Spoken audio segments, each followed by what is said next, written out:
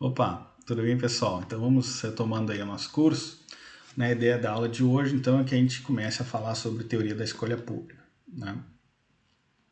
Então, para a gente entender melhor o que a gente vai tratar, né, a partir dessa aula, a gente precisa lembrar lá, umas 2 aulas atrás, onde a gente derivou lá a condição de provisão ótima de um bem público, né? Se vocês estão bem lembrados, a gente tinha lá que somatória, né, da taxa marginal de substituição tinha que ser igual ao custo marginal de provisão do bem, né?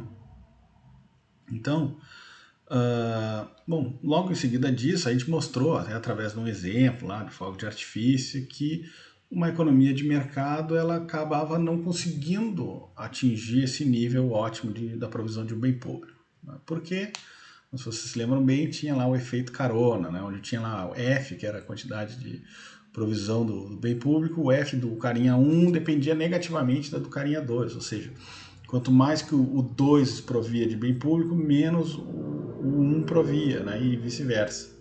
Ou seja, o indivíduo sempre está tentando pegar carona no outro, dado que bem público é não rival, não excludente, papapá, né?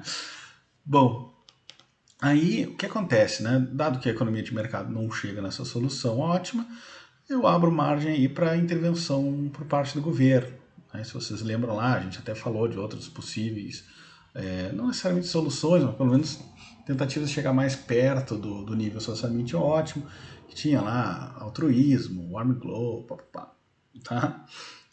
Pois bem, na aula de hoje a gente vai olhar com mais afinco, vamos dizer assim, essa questão de delegar ao governo a questão da produção de bem público, né?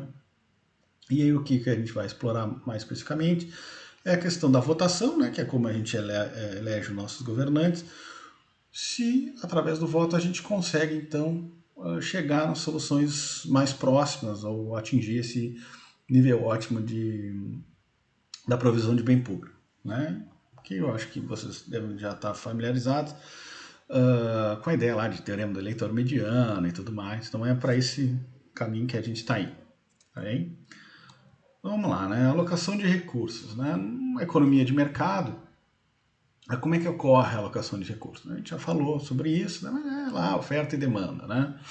Então tem lá os indivíduos que têm um benefício maior que o preço, né? Estão dispostos a pagar mais do que o bem vale lá para a sociedade, eles que vão comprar o bem, e os indivíduos de menor custo, né? Um custo marginal abaixo do preço, são os que vão produzir. Não tem lá meu equilíbrio de mercado, né? Enfim, e aí eu tenho lá a minha alocação dos recursos da economia, né? Bom, agora se os indivíduos delegam isso para os representantes, né, a coisa muda muito de figura, né? O que acontece, né? Nós, né, os indivíduos aqui, a gente vota nos nossos representantes, né? E esses, por sua vez, vão lá, né, se reunir lá no Congresso e tal, para votar o orçamento público, onde esse orçamento que vai ter lá quantos reais vão ser gastos em saúde, quantos vão ser gastos em educação, quanto em defesa ambiental e assim por diante. É claro que o dinheiro, né, não é gasto pelos políticos, ele é de fato lá, vai ser gasto por agências administrativas, né? Não necessariamente, mas enfim. Então, o que acontece? A gente supõe, né, pelo menos em princípio, se supõe que os votos desses nossos representantes, como o nome já diz, né, vai representar a opinião dos eleitores, tá bem? Então, para que o político ele represente os seus eleitores, ele precisa ter 2 coisas bem esclarecidas, né? Primeiro é conhecer as posições dos seus eleitores, né, como está aqui. Que nada mais é do que, olha, saber as preferências do pessoal que votou nele, né?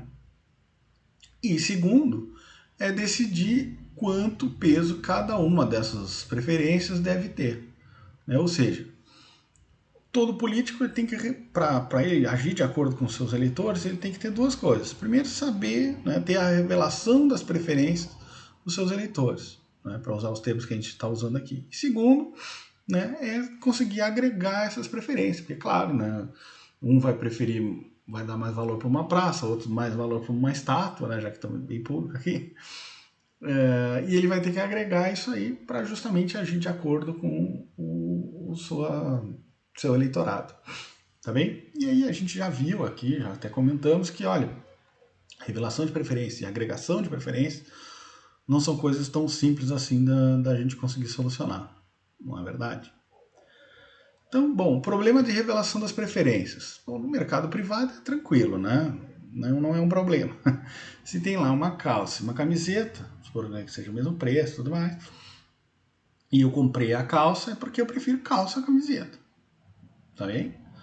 Agora, no caso dos governantes, né, a coisa, a decisão deles entre ter bem público ou não, ou ser mais de um bem público ou não, já muda, é mais complicado. Né? Primeiro porque nós, indivíduos, a gente pega informações não tão completas assistindo, por exemplo, o horário eleitoral. Né? A gente não tem como saber exatamente quanto que esse governante ele vai investir, por exemplo, em saúde e não em educação. Quanto que ele vai alocar mais em transporte e não no meio ambiente. Né? Até um exemplo mais básico, será que ele vai construir uma praça ou será que ele vai construir uma estátua? Né? Essas trade-offs, essa decisão tão minuciosa, a gente não tem isso no período eleitoral. Né? Se a gente for pensar lá no nível de presidente, por exemplo, né, como está aqui. Né? No máximo, né, no melhor das hipóteses, a gente tem uma noção geral se o candidato, né, se o eleito, ele prefere mais ou menos gasto público. Agora, quando ele é defrontado, né, com questões reais, né, vou contratar mais gente na saúde ou vou investir mais em hospital? Né, isso não, essa preferência aí do candidato não é tão clara. Né? E depois, né, mesmo que os candidatos eles venham entrevistar, né, nós, os eleitores, né, sobre as nossas preferências, a gente não necessariamente vai ter o incentivo para revelar elas. Né? Primeiro porque, olha, se o indivíduo vem perguntar, deseja mais investimento em saúde? Desejo. Mais investimento em educação? Desejo. Em transporte? Também. Então, quer dizer, se o que eu digo não está atrelado ao que eu pago, né, eu quero mais gasto em tudo. Né? Agora, se o cara diz, bom, quer mais saúde? Bom, então vão ter que aumentar a carga tributária. Aí, opa, peraí, né? Aumentar a carga tributária, eu já pago bastante imposto, né? A coisa não é bem assim, até que a saúde não está tão mal, veja bem. Né? Isso é uma coisa. E outra, se o cara disser assim, quer saúde? Quero. Aí, quanto está disposto a pagar pelo hospital? Aí um exemplo clássico lá, né? Eu me beneficiaria em R$100, mas agora eu vou dizer que é 50, porque tem aí a Michele, tem o André, tem o Felipe. Então, cheio da grana, eles que deem mais dinheiro, entendeu? Que é o nosso velho e querido problema do carona, né? Então, acontece. É difícil que a gente tenha a revelação mesmo das preferências, né? Tanto do cara que é o político, como nós, os eleitores. Tá bem? Bom, então a tomada de decisão em termos do coletivo, né? Por que ela é um problema? Bom, primeiro por causa das preferências, né? Então, a gente pensar, vai ter gente que vai preferir chocolate, o sorvete aqui de chocolate ou sorvete de baunilha. Ou aqui, vai ter gente que vai preferir mais parques públicos e educação do que videogame e carro. Né? Ou vice-versa. Né? Se vocês lembrarem lá, 2 aulas atrás, a gente tinha taxa marginal de substituição entre bem público e bem privado. Então é o que tem aqui. Vai ter gente que vai estar disposta a pagar mais imposto porque quer mais parque, quer mais educação, mas vai ter gente que vai querer pagar menos imposto porque ele quer ter mais videogame e mais carro, né? Que são os bens privados. Tá bem? Outra questão importante, a renda. Quanto mais o cara ganha, mais ele consome de ambos os bens, né? Mais rico, mais o cara quer. Eu quero parque, eu quero educação, eu quero videogame, eu quero carro, né? E também tem a questão dos impostos, né? Porque os ricos, na verdade, eles, em termos de valor, né, absoluto, eles vão contribuir mais do que os mais pobres, né? Então, poxa, quer construir um hospital? Quero. Então me dá mais 1.000 pila. Poxa, mas eu já pago R$1.000 de imposto, eu não quero pagar mais imposto. Já estou pagando muito. tá bem? Então pode ser que o rico aí, será que ele não queira mais pagar tanto imposto? Ele acaba não querendo mais bem público, porque ele, poxa, eu já contribuo bastante, entendeu? Enquanto que o pobre que contribui menos, porque afinal de contas ganha menos, ele quer mais bem público, quer que gaste ainda mais. Tá tranquilo isso? Bom, então a questão de agregação de preferências, né? Bom, então como decidir o quanto de bens públicos devem ser produzidos, né? Como tomar uma decisão social a partir de visões que são divergentes, né? Já que tem o rico indo para um lado, o pobre para o outro, né? Um que é mais bem privado, outro que é mais bem público. Como é que eu faço essa agregação? Bom, uma maneira é através da precificação de Lindow, né?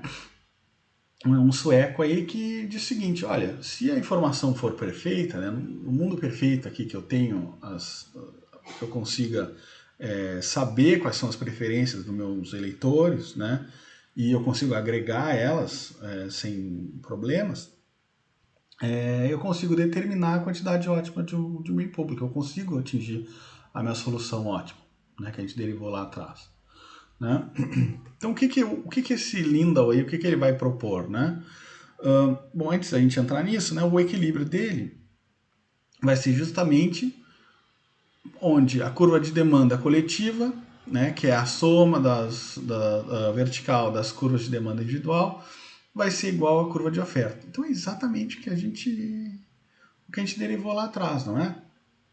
Eu tenho várias demandas individuais para o bem público, elas são somadas, eu tenho uma demanda total, onde ela intercessar, né, com a oferta, né, com a curva de custo marginal, eu tenho o meu equilíbrio e é um nível ótimo, né, porque exatamente isso é a condição de ótimo que a gente derivou. Né? Então, por isso que ela vai ser uma solução Pareto eficiente. Né? Ou seja, no mundo ideal, aqui, ó, quando o governo mede e agrega as preferências, né, sem nenhum problema, eu vou ter uma solução eficiente de acordo com a precificação de Lindow. Tá? Então, como é que funciona aqui? Né? Vamos pegar um exemplo. Vamos supor aqui que existe um bem público, lá os fogos de artifício, de novo. Eles possuem aí um custo marginal que é igual a 1. Tá bem? E a população vai se restringir aqui a Ava e o Jack. Tá bem? Como é que funciona o procedimento? Né? O governo ele vai anunciar, né, um conjunto de preços tributários. O que são os preços tributários? É a proporção do custo que cada indivíduo deve pagar. Tá bem? Então, no caso aqui, o custo marginal é 1, então vamos supor, a Ava paga 50 centavos e o Jack 50, ou a Ava paga 90 centavos e o Jack 10, ou paga 80 ou outro paga 20. Tá? São essas combinações aí de preços tributários, tá? Que fecha com o custo marginal aqui. Tá bem? Bom, aí, dada todos esses níveis de preços tributários aí, os indivíduos eles vão anunciar o quanto do bem público eles desejam adquirir a esse preço. E aí eu vou ter essas curvas de demanda aqui, né? Para a Ava, por exemplo, ó, se ela tem que pagar 75 centavos, ela está disposta aí a comprar 25 fogos de artifício. Se for 50 fogos de artifício. Se for 25 centavos, 75 fogos de artifício. Tá bem? A mesma coisa para o Jack lá, né? A 1,50 ele está disposto a comprar 50 fogos de artifício. A 75 centavos, 75 fogos de artifício. Tá bem? Então o que acontece? O governo perguntando, né, dando esses preços tributários, dizendo, ó, paga 25, agora paga 30, agora 35, e assim por diante, ele constrói as curvas de demanda. Tá bem? Então percebe que aqui é a diferença da aula anterior para agora. Tá? Aqui na precificação de Lindow, percebe que o indivíduo ele vai declarando as suas preferências. Né? Lá, quando eu derivei a solução ótima, eu sabia as utilidades, eu tinha as utilidades dos indivíduos. Tá bem? Aqui não, aqui as preferências elas são declaradas. Tá? E aí, a partir dessas preferências é que eu construo as curvas de demanda. Tá? Bom, então, uma vez que o governo então saiba essa disposição a pagar, né, as demandas dos carinhas, ele agrega elas. Né? Então, só somou verticalmente, lá, igualzinho naquela aula passada, somou verticalmente e eu tenho, onde a demanda cruzar com a oferta, eu tenho o meu equilíbrio. Tá bem? Aqui no caso, é com 75 fogos de artifício. Tá? Então, em 75, olha lá, a AVA vai pagar 25 centavos, né, para cada um. E o Jack vai pagar 75 centavos. Então, a AVA 25, o Jack 75. Tá bem? E então, o que acontece? Né? Quais os passos aqui? Né? O governo relaciona a curva de custo marginal, a curva de demanda, aliás, ao custo marginal do bem público e encontra a quantidade ótima. Beleza. E aí o que ele faz? O governo cobra. Bom, tu disse que pagava AVA, tu disse que pagava 25, agora tu paga 25. Jack, tu disse que pagava 75, agora tu paga 75. Tá? E aí o que acontece? Além de eu ter a minha alocação ótima, né, eficiente, que é exatamente lá, atendeu exatamente a condição que a gente derivou lá atrás, eu também tenho que cada indivíduo ele paga pelo bem público de acordo com o benefício marginal que ele obtém. É porque é de acordo com a sua disposição a pagar. Tá bem? Quanto o cara está disposto a pagar e quanto que ele de fato vai pagar. Tá?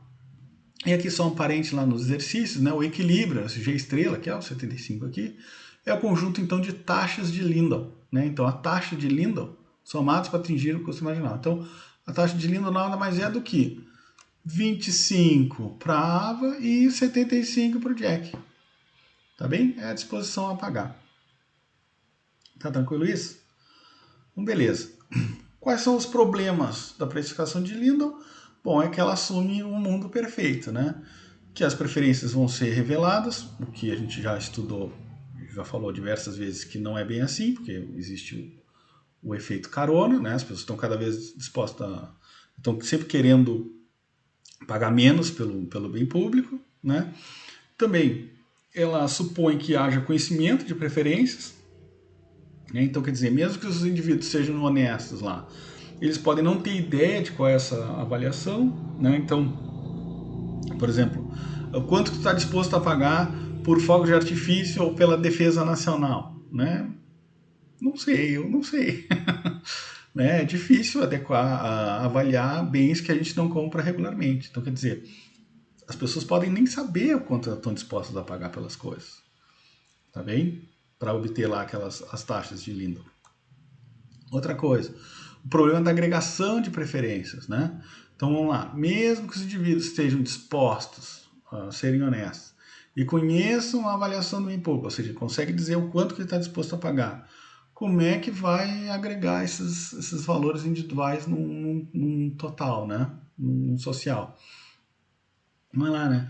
Como consultar 200 milhões de brasileiros e perguntar qual o valor que atribuem aos mísseis, tanques e soldados que o protegem. Né? Então, quer dizer, como é que vai agregar essas preferências de todo mundo, né? Isso não é real, tá bem? Bom, um outro ponto, né, que não requer que esse mundo ideal aí do Lindow, né, que estejam as preferências sejam reveladas, questão de carona e tudo mais, é a votação por maioria, né? Então, o que é a votação por maioria? Acredito que todo mundo sabe o que é, mas é um mecanismo pelo qual as opções de política são submetidas a uma votação e aquela que tem maior votos é a que vai ser escolhida, tá bem?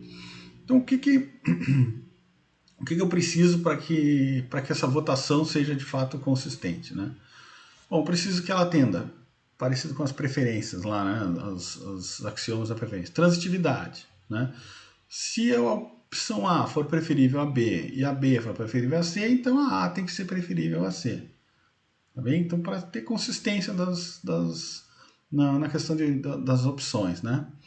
A escolha não ditatorial. Então, o que acontece? Os indivíduos lá, a população, toda a população tem que ter as suas opiniões contadas, né? Não pode ser um indivíduo, aqui é a sala de aula de Tillman, então a preferência do Tillman é que conta, de vocês não, tá bem? Então não, todos tem que ser não ditatorial, né? Tem que ser todos têm direito à escolha.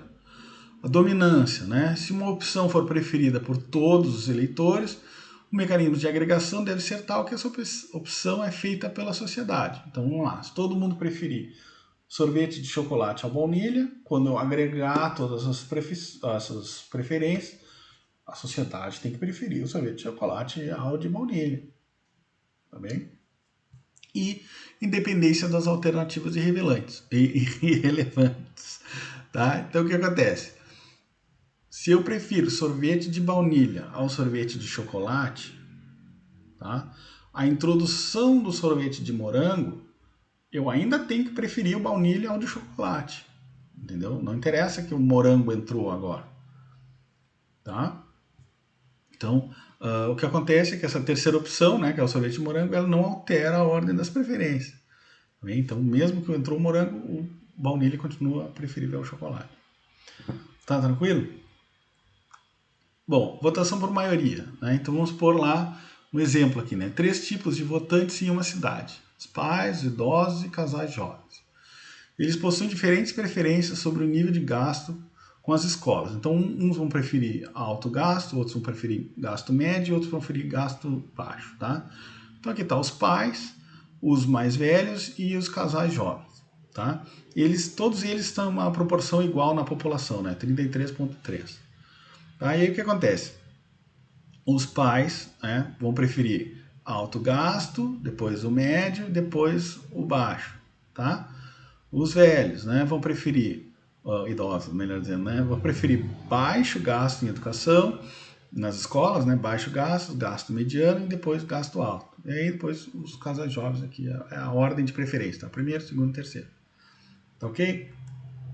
Bom, aí o exemplo lá, né? Então, a cidade pode ter realizado a votação em pares, vamos supor que seja em pares, né? Então, votar no nível de financiamento. Ó, prefere o alto ou o baixo? Bom, aí vamos aqui para a tabela, né? Vamos supor que o pai vota primeiro. Alto ou baixo? Ele tem o H como primeira opção, o L é o último. Então, o pai vota H. Agora, os mais velhos, eles vão votar no H ou no L? Vão votar no L, né? Porque o L é preferível ao H. Os casais jovens vão preferir também o L ao H. Então aqui eu tenho 66,6% da população preferindo o L ao H, ou seja, gasto baixo e não alto. Por isso é que o L, o gasto baixo, ele é preferível ao alto gasto, tá bem? Agora, será que deve ser o nível de financiamento, será que é alto ou médio? Vamos lá, os pais de novo votam no alto gasto, os mais velhos vão gastar vão votar no médio e os casais jovens vão votar no médio, né? Tá aqui o médio é a primeira escolha. Então, o médio vence o alto gasto em escolas, tá bem?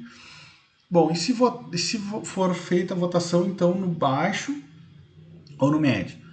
De novo, aqui ó, entre baixo e médio, os pais votam no médio, os mais velhos votam no baixo e os casais jovens votam no médio. Então, 2 médio e 1 para baixo. Então, ganhou o médio aqui de novo, tá? Então, o que acontece?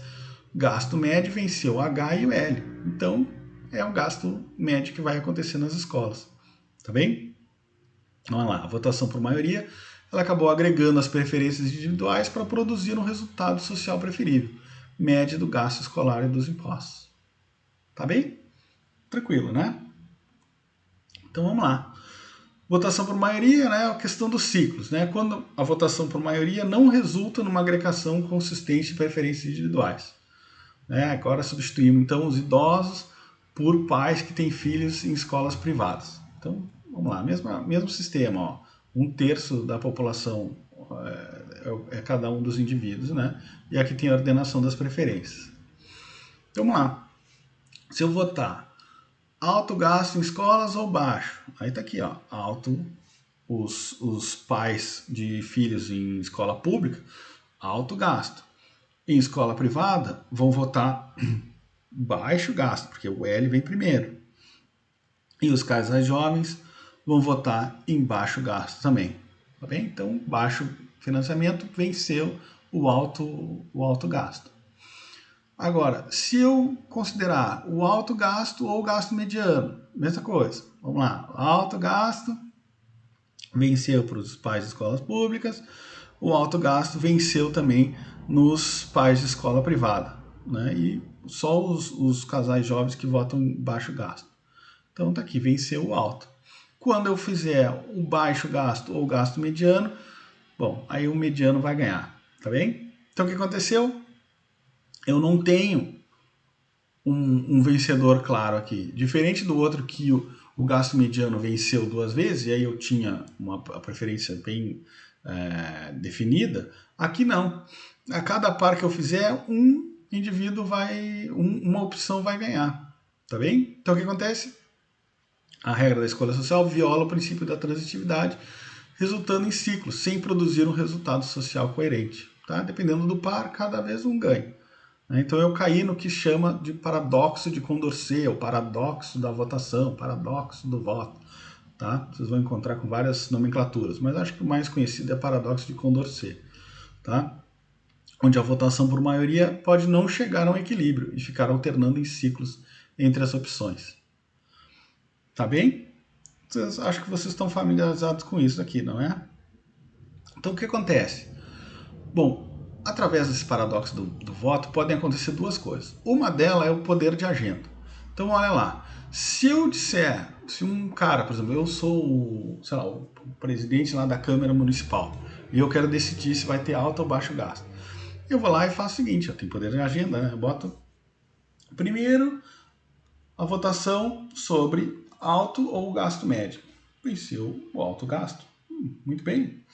Agora eu vou comparar o alto ou o gasto baixo e venceu o baixo. Bom, se o alto venceu o médio e o baixo venceu o alto, ora pois, é porque as pessoas não querem gasto em educação, não querem gasto em escola. Então o L venceu e tá aí, né?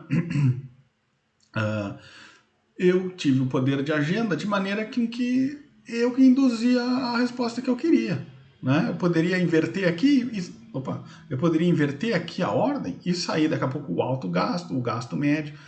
Eu poderia fazer o que eu queria, tá? Por isso que é poder de agenda, né? Bom, e aí, claro, né? Eu posso, em última análise, né, dar o poder ditatorial ao manipulador da agenda. Isso aqui parece, mas isso aqui é muito difícil de acontecer. Cara, mas acontece muito, acontece dentro da universidade, acontece isso aqui. Né? Por exemplo, temos vaga para um professor sair em pós-doc. Aí vem lá, Eduardo Tillman é o primeiro da lista, o segundo o Joãozinho da Silva. Poxa, tem uma vaga. Se o Eduardo Tillman foi o primeiro a ser perguntado e ele teve a vaga, o Joãozinho da Silva ficou fora. Tá bem? E assim deve ser, assim é muita coisa em termos de escolha, né, de pública.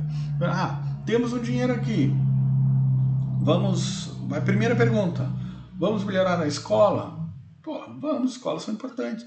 Então a segunda pergunta que era, vamos colocar no asfalto, nem chegou a ser cogitada, porque já foi para o primeiro lugar, para a primeira pergunta.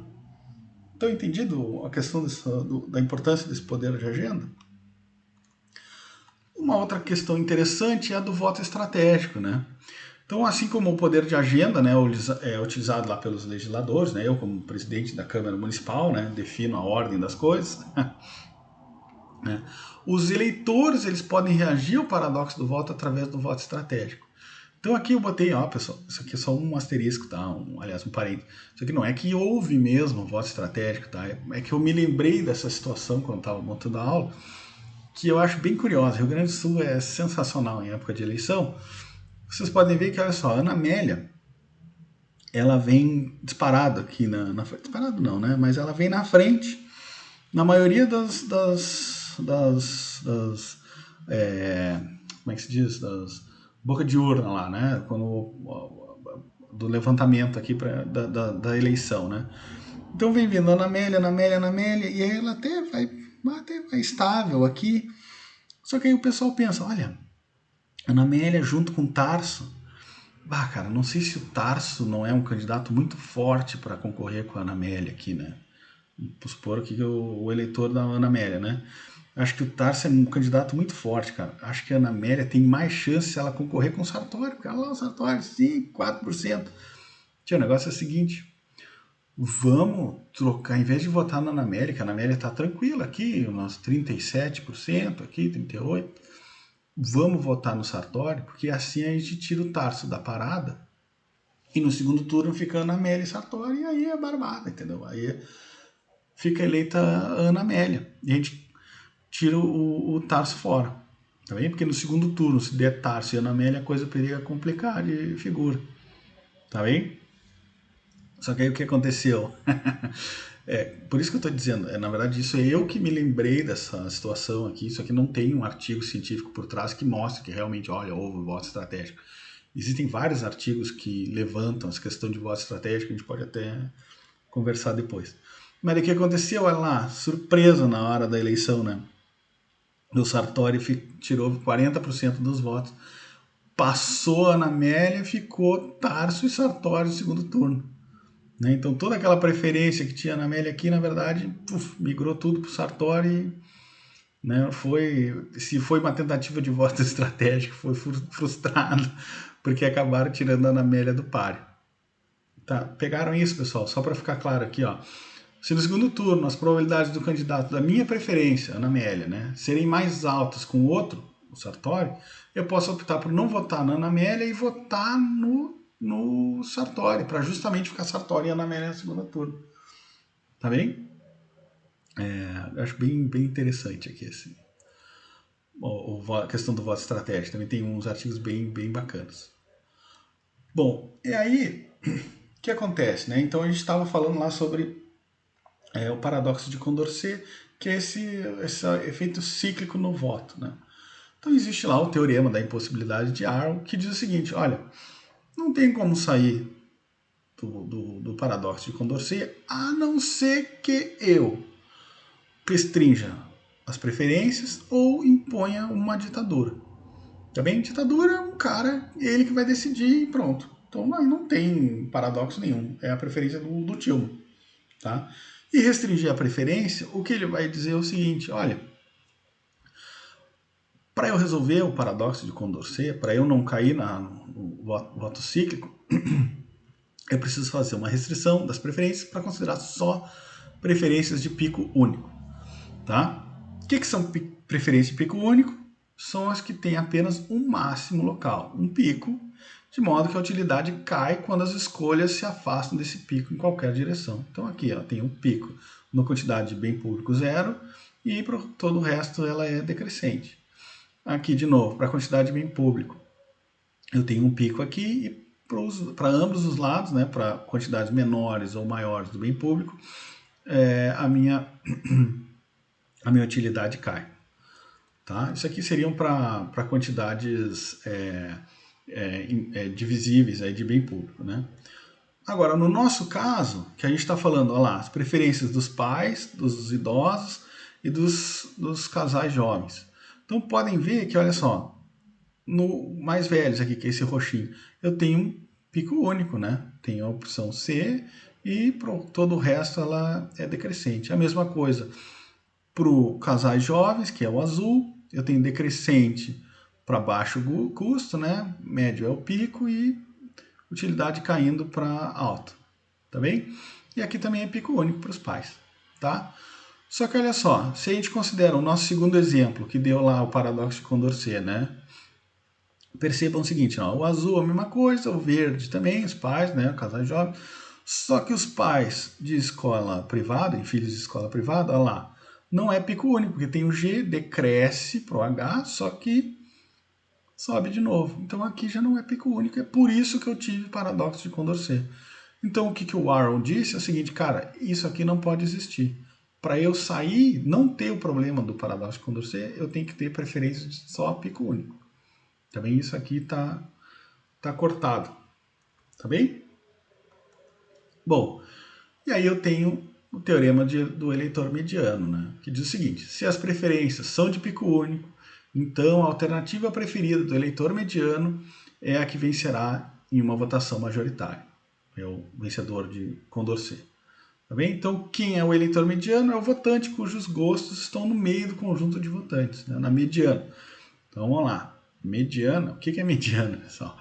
É aquele valor que corta a amostra lá em 50% para cada lado. Tá bem? Isso aqui é mediana. Não confunda com média ou moda. A mediana é a que corta a amostra em 50% para cada lado. Tá? E aí, bom, o teorema do eleitor mediano, em outras palavras, é o pico do votante mediano, é o equilíbrio da votação, o resultado que vence a votação por maioria. Então vamos lá, provando o teorema do eleitor mediano, né? Então o que eu tenho aqui, né? Vamos supor que eu tenho infinitos aqui, azinhos são os picos dos indivíduos, né? O primeiro indivíduo da minha sociedade até o isão, tá? Então aqui tem os picos, ou seja, é as preferências dos caras, né? Então eu tenho, vamos supor, uma reta aí que representa, cada pontinho é uma preferência de um dos indivíduos, tá bem? E aí eu tenho a mediana, que é a mediana é exatamente o carinha que divide a minha sociedade em 50% para o lado esquerdo e 50% para o lado direito. Tá tranquilo? Vamos lá, é a prova do eleitor mediano, hein? Suponha aí que eu tenha um voto entre o A mediana e um A asterisco qualquer, né? Onde esse A asterisco, aqui tem um A mediano, o A asterisco é maior do que o A mediano, tá? Como isso aqui é espectro político, né? É uma reta que é um espectro político. Cada ponto é a preferência do indivíduo. Como esse aqui está na mediana, e esse aqui está para o lado, no caso aqui, direito, né? Não sei se é direito para vocês, né? Meu Deus, direito para mim. O que está acontecendo? Eu tenho, como é espectro político, o cara que está na mediana, ele ganha a votação de todos esses 50% aqui, né? Porque o cara que está na ponta, o candidato mais próximo da opinião dele é o que está na mediana, tá? O A, asterisco, está aqui à direita dele. Então, o que acontece? Esse cara da mediana vai ter todos os 50% da amostra até a mediana e os carinhas que estão entre a mediana e o asterisco. Então ele ganhou a eleição. Tá bem? Então a preferência da mediana foi vencedora. Agora, o que acontece? Por simetria, né? Se o A fosse para o outro lado, né? Fosse à esquerda da mediana, o cara da mediana tem todo esse lado direito aqui. Né? Eu acho que para você está ao contrário, mas enfim. Todo esse 50% da amostra aqui, mais os carinhas que estão entre, né? Que a preferência está entre a mediana e o asterisco, que dessa vez está aqui, está à esquerda. Tá tranquilo isso, pessoal? Entenderam que o cara da mediana vai ganhar sempre? Por isso que a preferência do eleitor mediano é a que vai contar. Tá bem? Olha lá, o resultado do eleitor mediano na votação por maioria é muito útil e altamente influente na literatura de economia política. E realmente é o que a gente vai começar a explorar daqui a pouquinho. Tá bem? Então vamos lá. Bom, tem uma ressalva importante com relação ao teorema do eleitor mediano, né? Que é o seguinte, né? A solução da votação por maioria baseada no eleitor mediano significa que o governo precisa apenas encontrar aquele eleitor cujas preferências estão exatamente no meio da distribuição, na mediana. Tá? E implantar esse nível de bem público que ele vai ganhar as eleições, tá? Que é o que a gente acabou de provar. Só que isso pode levar à ineficiência. Lembra lá minha condição, lá 2 aulas atrás? Qual era a minha condição de provisão ótima de bem público?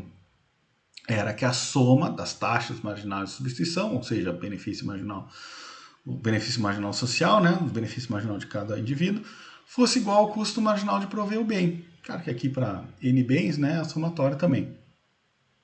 Só que é o seguinte, isso pode não acontecer para o eleitor mediano, tá? Porque, ao contrário de antes que eu tinha as utilidades, então eu tinha essa ideia de intensidade das preferências, aqui não. Aqui um é contra, o outro é a favor. Tá, vai ficar mais claro, eu espero. Um exemplo. Então, vamos lá. O exemplo. Projeto de construção de uma ponte que serve 10 pessoas.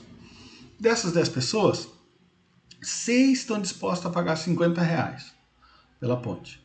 E as outras 4 estão dispostas a pagar 100. Então, o valor social da ponte é, então, 6 é 50, né, 300, mais 400 dos outros 4 que estão dispostos a pagar 100, dá 700 pila. Então, a sociedade está disposta a pagar R$700 para a construção da ponte. O custo da ponte é 600.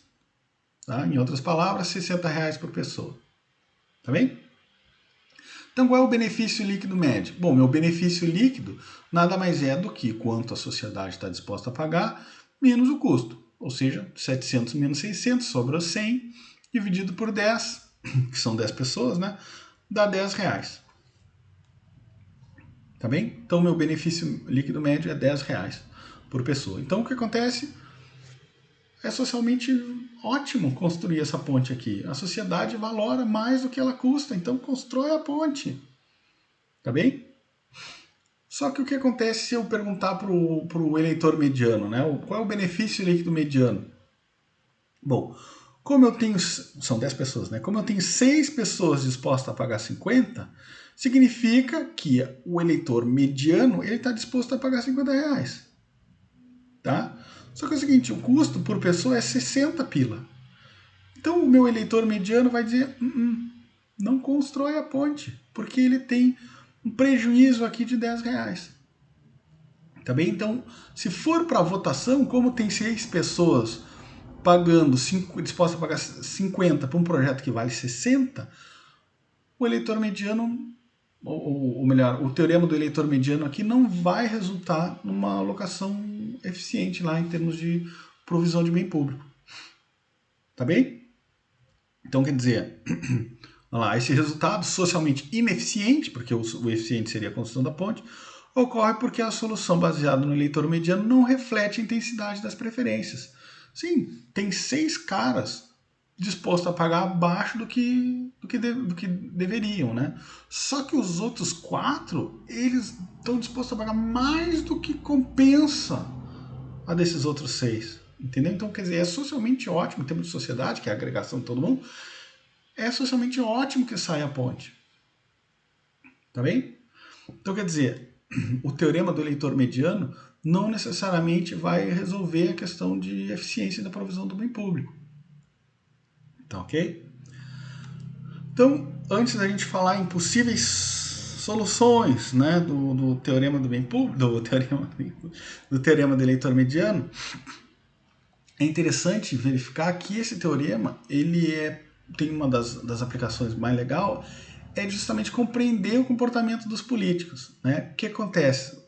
Como é o eleitor, a preferência do eleitor mediano que conta, os candidatos vão ter a intenção de se aproximar da mediana, né? da opinião mediana. Tá? E claro, né, se um candidato não fizer, o outro vai fazer e ganhar a eleição. Tá? Então olha lá, aqui de novo, ó, como estava na prova, na prova aquela que a gente viu, só que agora em termos do desenho aqui é mais bacana, né? Então aqui tem um espectro político, né, de gente que não quer zero de gasto em defesa e gente que quer 50% aqui do orçamento em defesa, tá? Então esse cara aqui, ó, por exemplo, ele quer 50%, ele quer torra metade do orçamento em defesa. Então, a opinião desse cara, o candidato mais próximo da maximização de preferência deles, né, da preferência dele, é o M, que é o Mitt Romney aqui, né? É o Mitt, vamos chamar de Mitt. Tá? É o M. Então, esses caras aqui tudo votam no M. O outro candidato é o Barack Obama, né? E aí ele está mais próximo de quem não quer gasto nenhum com defesa. Então, toda essa galera aqui vai votar Barack Obama, tá bem?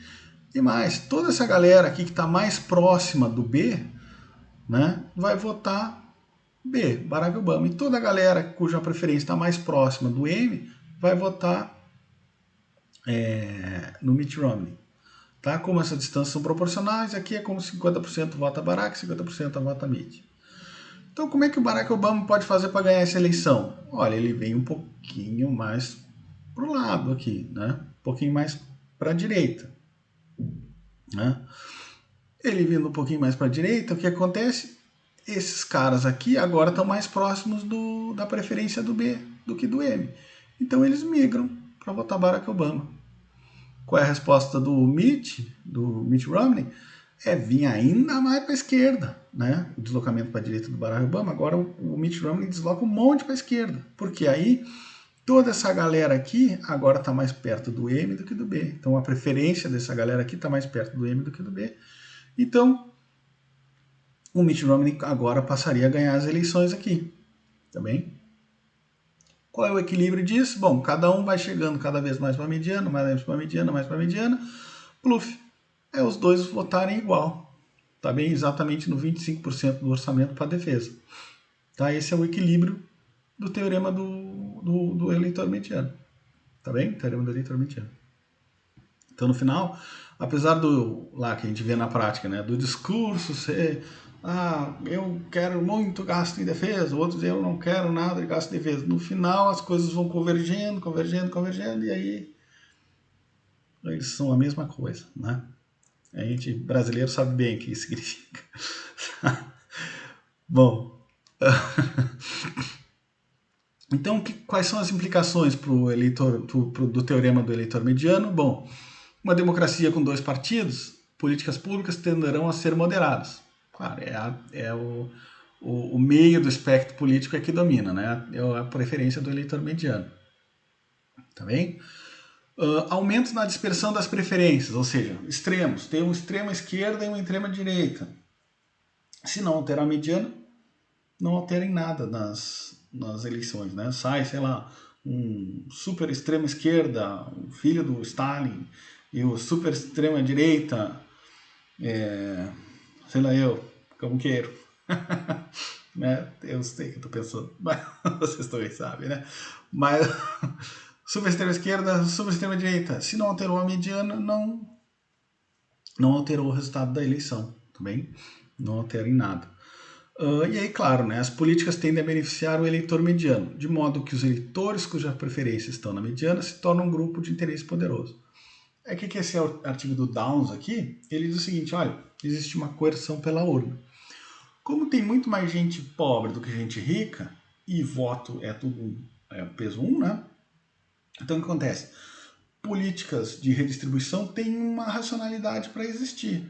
Ora, se a mediana tá, a distribuição, né? Muita gente pobre e aí pouquinha gente rica aqui. Então a mediana tá bem para a esquerda, né? Então o que acontece? Para eu maximizar votos, eu promovo política de redistribuição. Afinal, tem mais pobre do que rico, então o eleitor mediano é mais pobre. Tá bem? Então é a coerção pela urna lá do Downs.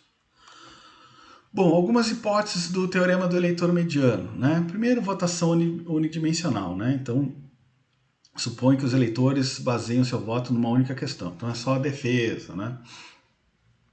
O que acontece, né? A gente tem defesa, tem gasto de saúde, gasto de educação, é muito mais complexa a coisa. E quando eu adiciono mais tópicos, fica muito mais difícil de eu saber aonde está o eleitor mediano, tá bem? Então é uma das hipóteses. 2. Apenas 2 candidatos, tá? Então, olha lá, o Barack Obama e o Mitt Romney estão em equilíbrio, né? Estão exatamente na mediana. Se entrar o Tillman na concorrência, o Tillman vir um pouquinho para a direita aqui, significa que o quê? O Tillman roubou toda essa galera, todas as preferências que tem o máximo de... Pô, eu escolhi justo o lado que tinha mais defesa, né? Então, toda a galera que quer muita defesa vai votar tudo no Tillman, porque o Tillman tá só um pouquinho para a direita do Barack Obama e do Mitt Romney. Né? Então eu roubei todo mundo, enquanto eles vão ter que dividir essa outra galera aqui. Né? Então, quer dizer, eu tô na frente. Mas aí, claro, o que acontece, né? Todo mundo vai ter incentivo a migrar de posição aqui. Não vai ter um equilíbrio estável como tem quando são 2 candidatos. Tá? Quer dizer, o Barack Obama vai um pouco mais para a esquerda. Aí ele roubou todo mundo, eu roubei o outro lado e ficou um pouquinho, sabe? Aí o Mitt Romney vai andando, enfim. Tá bem? Bom, não há ideologia ou influência, né? Então, o que significa? Aqui, os políticos eles se preocupam apenas com a maximização de votos, né? Então, eles estão olhando para o eleitor mediano e buscando maximizar votos. Sendo que não assume aqui, essa hipótese não assume que o próprio político pode induzir a mudança de opinião por parte dos seus eleitores. Né? O cara tem uma crença, uma convicção, e ele pode acabar mudando, né? Sei lá, ele defende o uso de armas, e aí ele convence, olha, eleitores do Brasil, armas são importantes, e as pessoas acabam votando através do convencimento dele. Né? Também aqui, ó, não há votação seletiva, que não é tão importante para nós, porque é seletiva no sentido de que nos Estados Unidos a pessoa tem que se registrar para votar, a votação não é compulsória como aqui. Né? Outra coisa, não há dinheiro, né? A teoria do eleitor mediano ignora o papel do dinheiro como uma ferramenta de influenciar as eleições. Então aqui é bem legal, né? Porque é bem legal, é horrível, porque agora começou o período eleitoral. Mas aquele cara que passa com um carro tocando jingle toda hora, todo dia, ele não tem papel, ele não tem importância para o teorema do eleitor mediano, ele não influencia resultado. Né? Enquanto isso, até seria um estudo bem bacana de ver o efeito disso, né? Ter os jingles e distribuir santinho, né? Porque afinal de contas quem é visto é lembrado, né? Então, né, infelizmente para os nossos ouvidos, né? Então ele não assume esse tipo de importância, né? E também ele assume a informação completa, né? Ou seja, os eleitores conseguem identificar perfeitamente onde estão os candidatos conseguem identificar as preferências de maneira clara do seu público lá, dos seus eleitores. Também o que também não é realístico. Tá bem? Tá tranquilo? Então, né, pessoal, como a gente viu, o teorema do eleitor mediano ele pode acabar não resultando numa alocação eficiente lá em termos de provisão de bem público, não é verdade?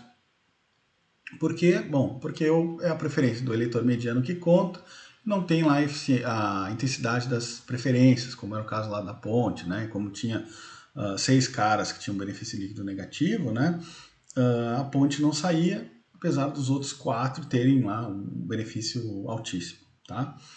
Então, como é que eu posso induzir para que através da votação eu chegue na minha solução ótima, né? Bom, uma das possibilidades é através do lobbying, tá?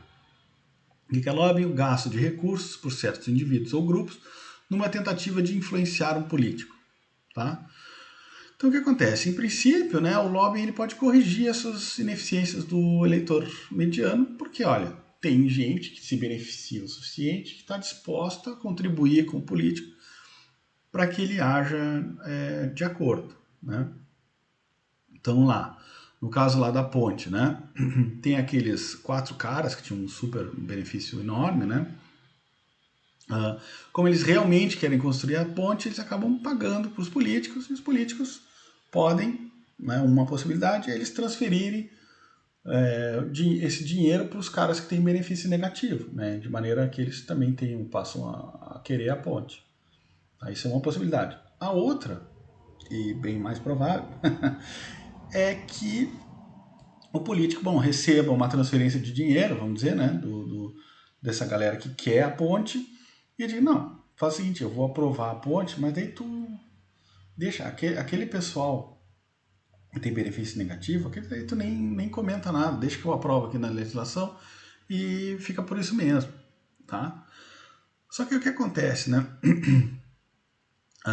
Pode acontecer, nesse caso, né, como o político recebeu dinheiro para aprovar a ponte e aí isso levou ao meu equilíbrio lá eficiente, né, como eu tinha visto no exemplo anterior, eu posso ter que o lobby acabe resultando num equilíbrio que não seja eficiente, né? E aí, olha aí, para ficar mais claro num exemplo aqui, né?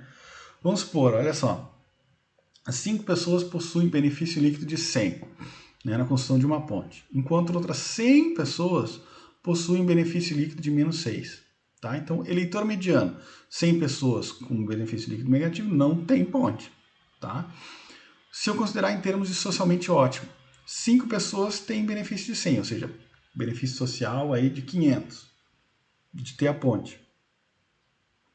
Agora, o benefício das outras 100 pessoas é menos 600, ou seja, no total social é menos 100, né? Porque é os 500 dos caras que têm benefício positivo e 600 dos caras que têm benefício negativo, tá?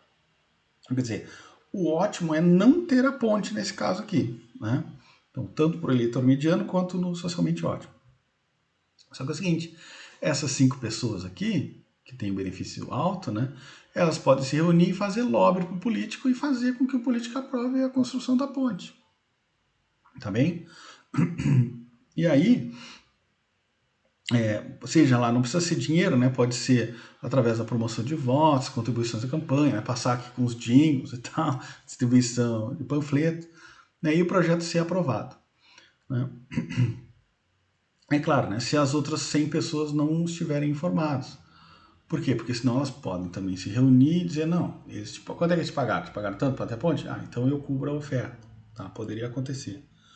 Só que é o seguinte, pessoal, essas 100 pessoas, é muito difícil delas se reunirem para justamente cobrir essa oferta dessas 5 pessoas aí, tá? A gente vai ver isso um pouco mais calma, mais para o final da aula, já estamos no final, mas mais ainda para o final, porque é o seguinte, quando a gente trata de um grupo grande, né, e com um prejuízo, cuida aqui que o prejuízo deles é só 6 de ter a ponte, né, individual, né, é só 6.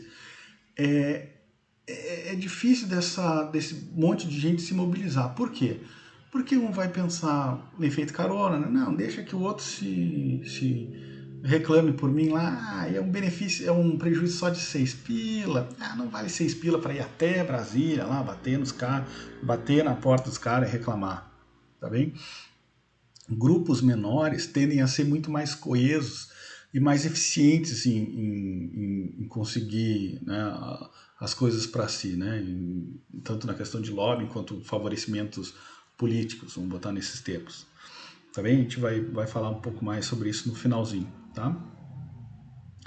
Bom, uma outra questão interessante é o log rolling, né? O que é o log rolling? É o toma lá da cá.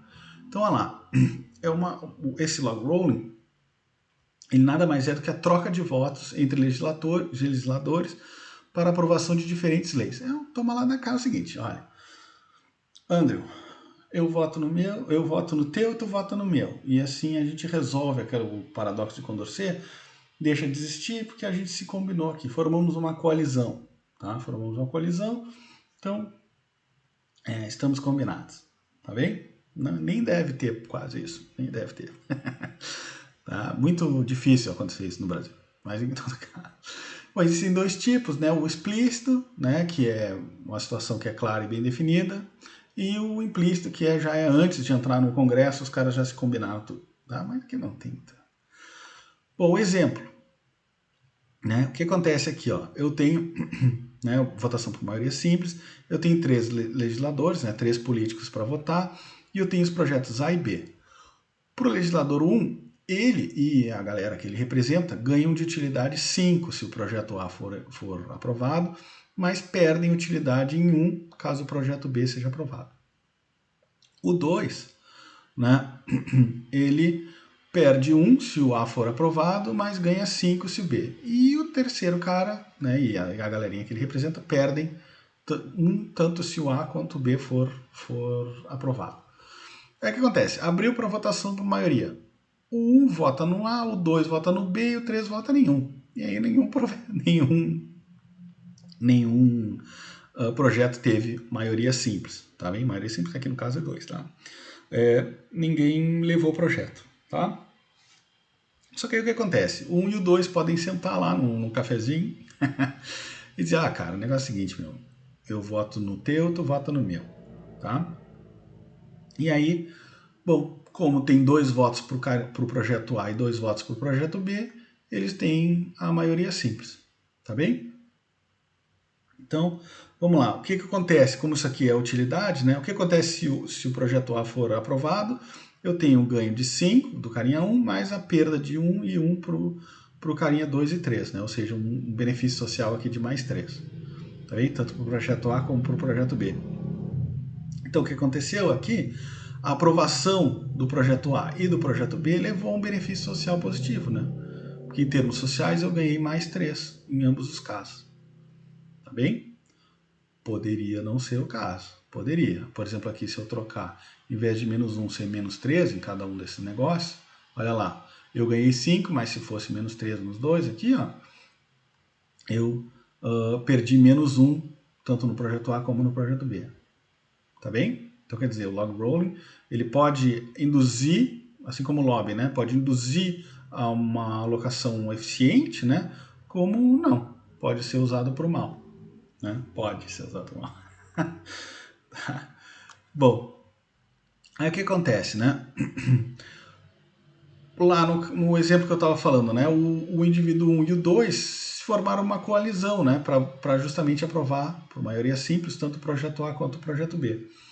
Agora, nada impede que o legislador 3, né, entre em contato, por exemplo, aqui com o carinha 2, para dizer o seguinte: olha, 2, eu eu combino contigo o seguinte, ó, vamos não aprovar o projeto A, tá bem? E eu me comprometo contigo, eu carinha 3, a aprovar o projeto B. Porque olha só, aprovando só o B, o carinha 3 vai perder só 1, né? E o carinha 2 vai ganhar 5 e vai perder 1. Aliás, desculpa, ele vai ganhar só o 5, ele não vai ter essa perda aqui. Tá bem? Então, o projeto A não sendo a cabo, o 2 e o 3 deixam de perder, o 3 vai perder só 1 aqui. Então ele forma essa coalizão. Tá bem? E aí, olha lá, eu tenho uma nova coalizão entre 2 e 3, onde eu só aprovo o projeto B. Tá bem? Aí o A pode procurar o 3, né? E dizer o seguinte: olha, cara, quer saber? Retaliação, né? Não vamos aprovar nenhum projeto. Já que o projeto B seria aprovado, não vamos aprovar nenhum deles. E aí o 3, opa, aí eu deixo de perder esse 1, então para mim é ótimo. Tá? E aí eu caí no paradoxo de Condorcet de novo. Tá? Ou seja, o log rolling nem sempre ele consegue resolver, quando eu ponho dinâmica no negócio, né, ele nem sempre resolve o paradoxo de Condorcet. Tá? Mas o interessante aqui de notar é justamente o caso aqui anterior, né, onde ele podia resultar tanto numa melhora de eficiência como numa pior. Tá? Bom, aí é o seguinte, né, essa dinâmica, como eu já tinha até salientado na questão do lobby, né, ela mostra o quê? Que existe uma certa instabilidade nessa formação de coalizões. Tá bem? Ou seja, né,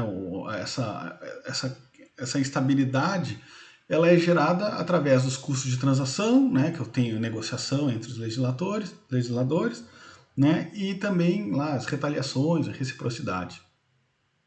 Tá bem? Aí o que acontece? Esse pesquisador famosíssimo aqui, Nobel, né, o Walson, ele estuda esses problemas de ação coletiva, né?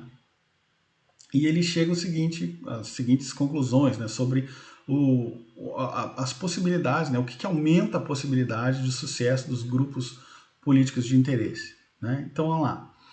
É mais provável que se tenha sucesso quando um número é pequeno de pessoas e tem um efeito bastante grande, ou seja, eu não tenho só, sei lá, no caso lá no anterior, né, eram só 5 indivíduos e eles tinham um benefício de 100. Então, eles têm um incentivo muito alto para justamente se reunirem e promoverem um lobby.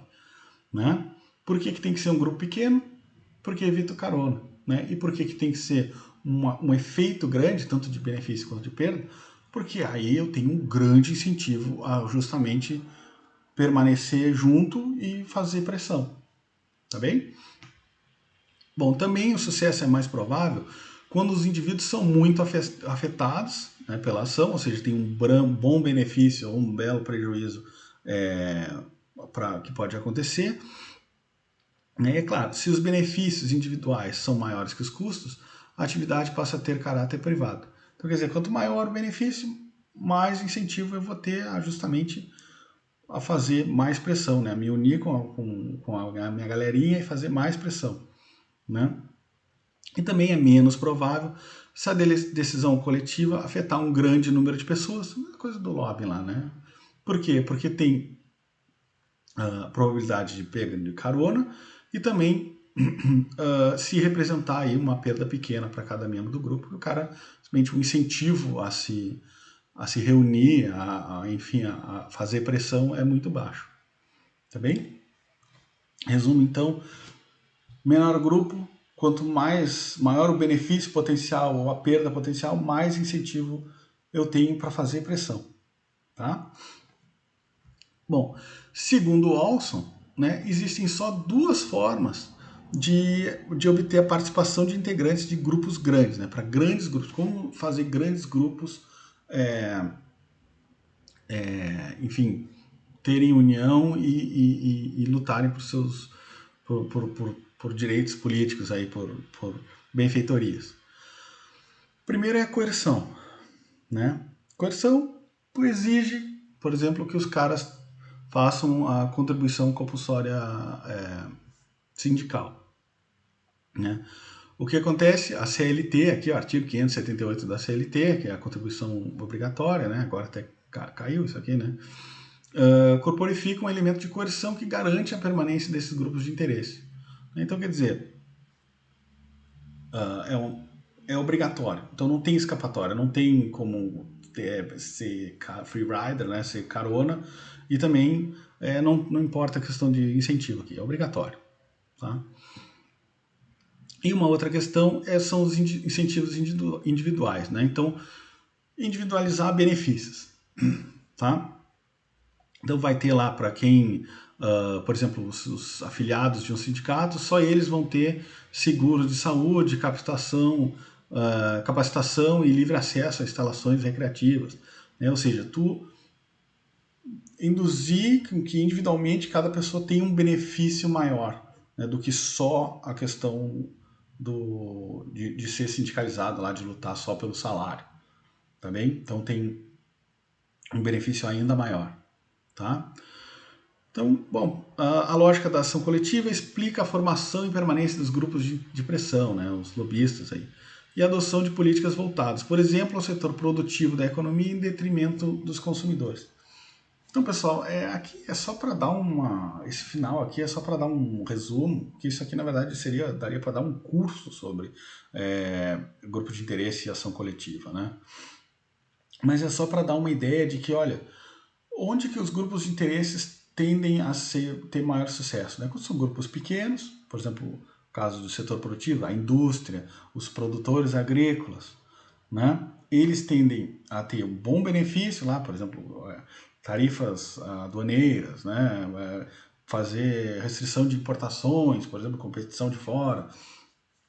Então eles vão ter muito mais sucesso nisso, porque eles têm um bom benefício, é um grupo relativamente pequeno, se comparado a quem tem o prejuízo, que é toda a população, né? Que paga os impostos. São um grupo relativamente pequeno e que tem muito benefício ou prejuízo sendo negociado. Enquanto que a população como todos, os consumidores, né? Cara, é um monte de gente com prejuízo pequeno, porque se tu for ver quanto tu paga de tarifa aduaneira, né? Quanto do preço daquele produto é tarifa aduaneira, é um preço baixinho, então não vale a pena reclamar, tá bem? Então, isso aqui seria todo um curso, na verdade, mas é só para dar uma ideia para vocês. Tá tranquilo então, pessoal? Na próxima aula a gente volta para falar que aqui a gente já começou a pegar um cheirinho, né, de falhas de governo, né, do questão do lobby, questão do log rolling, né, a gente já começou a explorar questões sobre a produção do governo, onde é que isso pode nos levar. Então na aula que vem a gente complementa essa ideia. Tá tranquilo, pessoal? Um abraço a todos, até a semana que vem e vamos resolver essa lista de exercícios. Valeu, até mais.